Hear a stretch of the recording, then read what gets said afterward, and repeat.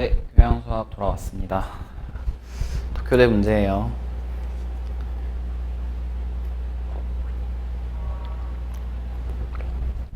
아, 죄송해요. 자, 해볼게요. 좌표 공간 내 길이가 2인 선분 AB가 다음에 두 조건을 만족시키면서 움직인대요.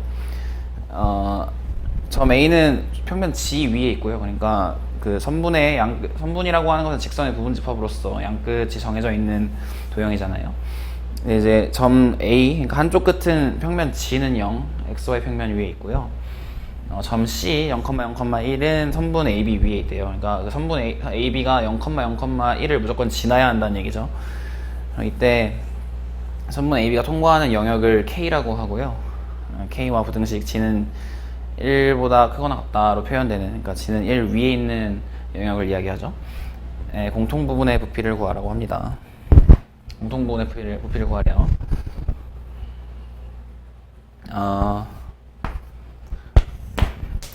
죄송해요.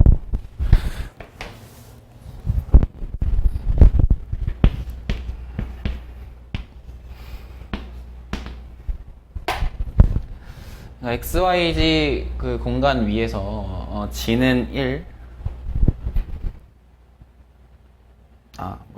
G는 1이라고 하는 평면이 있고, 이제 선분이 이렇게 0,0,1, 즉 이 점을 지나면서 이렇게 뭐 움직인대요. 이렇게 뭐 예를 들면 이렇게 있을 수도 있고, 뭐 만약에 0,0,1을 지난다고 하면 선분이 2니까 1이고 여기 루트 3이죠. 그리고 뭐 이런 원뿔이 되겠죠. 여기 아래 도형은 쉽게 예측할 수 있을 것 같아요.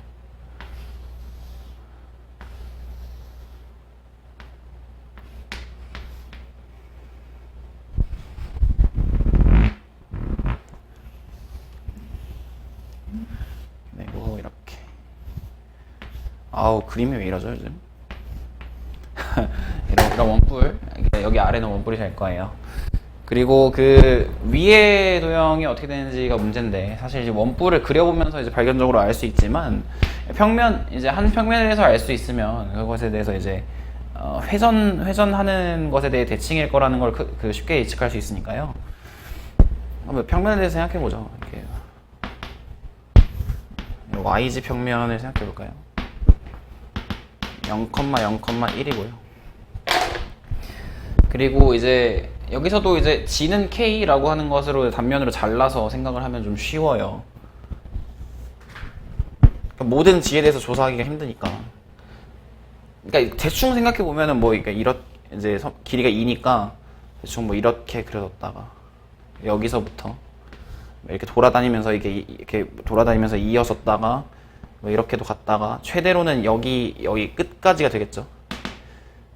G는 2에서는 이렇게 0,0,2 한 점에서만 만날 거예요. 그러니까 부피를 갖지는 않을 거예요. 그러니까 뭐 도형이 뭐 이렇게도 그려졌다가 여기서는 뭐 이렇게 됐다가 여기서 이렇게 됐다가 여기가 한 점이었다가 여기서 만약에 지금 이런 정도로 길이가 있으면 여기서도 이제 길이가 짧아지니까 이 정도 되겠죠. 그러니까 대충 여기서 넓어졌다가 좀 좁아지는 형태의 부피가 될 거라는 걸 대충 예상할 수 있어요. 사실 안 풀어봤습니다. 죄송합니다. 그러니까 어쨌든 이런 예상은 할 수 있고요. 갑자기 왜 고백을 했죠? 아까 앞에 문제에서 설명하는데 좀 애먹어서 그런가? 여기 지금 길이가 2니까요. G는 K에서 이제 딱 끝난다고 할게요. K라고 하면은 선분 2라고 하면은, 그럼 이제 닮음을 생각할 수 있죠. 어떻게 생각할 수 있냐면, 이런 삼각형을 만들면요, 여기 길이는 1이고요 여기 길이는 K-1이라고 할 수 있어요. 그쵸?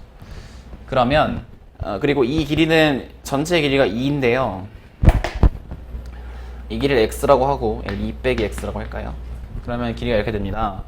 x 대 2 빼기 x는 k 빼기 1 대 k가 돼요. k는 1에서 2까지일 거예요. 그쵸?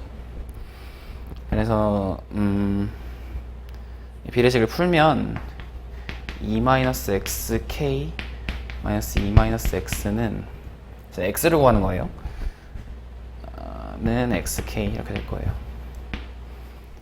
이제 x에 대한 식으로 바꾸면 2k 마이너스 xk 마이너스 2 플러스 x는 xk에서 x에 대한 식을 한쪽으로 몰면요. 잘못하고 있는 거 없죠. x 대 2 마이너스 x는 k 마이너스 k가 1이죠. 또 이거 검사 안 했으면 또 난리 날 뻔했네요. k 마이너스 1입니다. x는 답답하시죠? 저도 답답해요. 죄송해요. 마이너스 k 마이너스 1 x는 넘기면 kx는 2 곱하기 k 마이너스 1이고 x는 k분의 2 곱하기 k 마이너스 1이 될 겁니다. 됐죠? 그러면 뭐 이제 우리는 이 지는 k로 자른 단면이 이제 입체 입장에서는 이렇게 뭐라 하죠? 디스크 원반 원반이니까 CD 같은 형태가 될 거라는 걸 알고 있으니까요. 이제 이 길이만 알게 되면 이 길이를 반지름으로 하는 원을 단면으로 상정해서 적분하면 돼요. 해보죠. 반지름 길이를 뭐 r이라고 할까요? 그러면 r제곱 더하기 k-1의 제곱은 x의 제곱이니까 k제곱분의 2 곱하기 k-1의 제곱이니까 4 곱하기 k-1 제곱이죠. 되시죠? 그러면 r제곱은 k제곱분의 4 곱하기 k-1의 제곱 마이너스 k-1의 제곱이고요. 여기에 파이를 곱해서 적분하면 돼요. 그러면 파이는 앞으로 떼고요. 1에서 2까지 r제곱을 이제 k에 대해서 적분하면 파이 곱하기 1에서 2까지 다 썼으니까 지울게요. 4를 앞으로 빼고 k제곱 마이너스 2k 플러스 1이니까요. 1 마이너스 k분의 2 플러스 k제곱분의 1이죠. dk 되고 얘는 뭐 적분이 쉬우니까요. 마이너스 3분의 1 앞으로 빼고 k-1의 3승입니다. 1이죠. 그러면 요 값은 다시 4파이 곱하기 적분하면은 k-2 ln k 절대값 k인데 생각할게요. k제곱분의 1은 적분하면 마이너스 k분의 1이죠. 1, 2고 마이너스 3분의 1 넣으면 빵이고 2 넣으면은 1이니까 마이너스 3분의 1이네요. 그죠? 그러면 4파이 곱하기 요렇게요. 4파이 곱하기 2 넣고 1 넣으면 2 넣고 1 넣어서 빼면 1이고요. 빼기 1 넣으면 빵이니까 2ln 2 마이너스 2분의 1 플러스 1이니까 플러스 2분의 1이죠.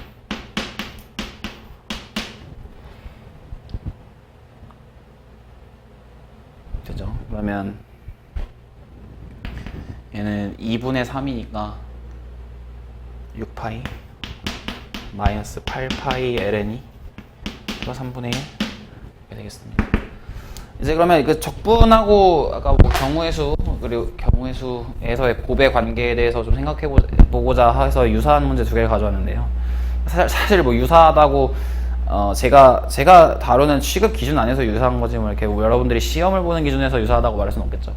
근데 이제 적분이라고 하는 것도 이제 단면을 이제 함수로 상정해서 관찰해서 일반화 시킬 수 있다면 그것을 더해 가는 것으로 연속 합을 만들 수 있다는 이야기인 것이고, 곱의 법칙가 이제 방금 첫 번째 문제에서는 적분의 어떤 그 사고 과정 안에서 그러니까 지는 K라고 잘라 놓은 적분의 사고 그 과정 안에서 그걸 더하는 과정에서도 이제 가로와 세로의 곱으로서의 곱의 법칙이 필요했고, 그것도 그 부분을 적분, 그러니까 이제 다른 의미에서 이제 이산합으로서의 이산합은 시그마라고 이야기하긴 하죠. 그러니까 이산합으로서의 이제 가로와 세로의 곱을 이야기할 수 있다. 그 안에서 곱의 법칙을 이야기할 수 있다라는 점에서, 그리고 그 곱의 법칙과 그러니까 g는 k로 잘린 단면에 의해서 만들어진 일반화된 함수를 이산적으로 더해간다는 점에서도 이제 이산합 시그마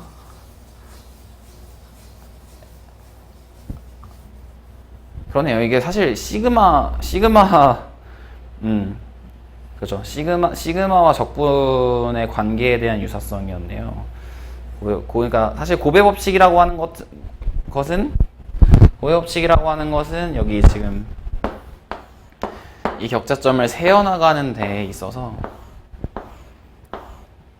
이 점들이 이렇게 더해진다라는 점에서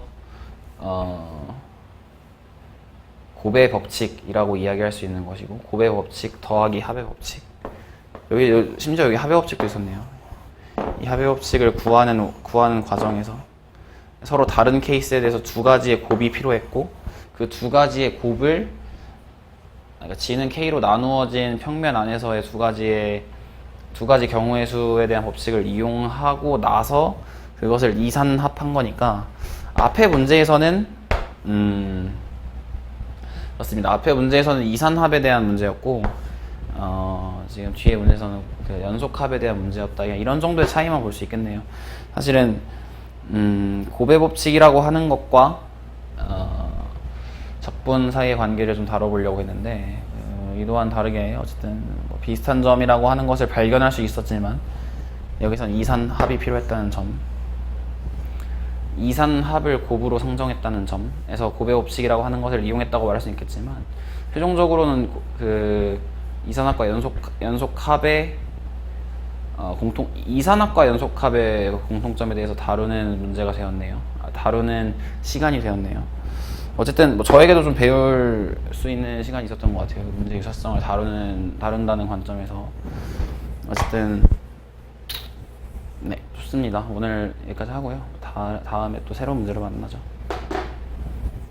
아유, 못하.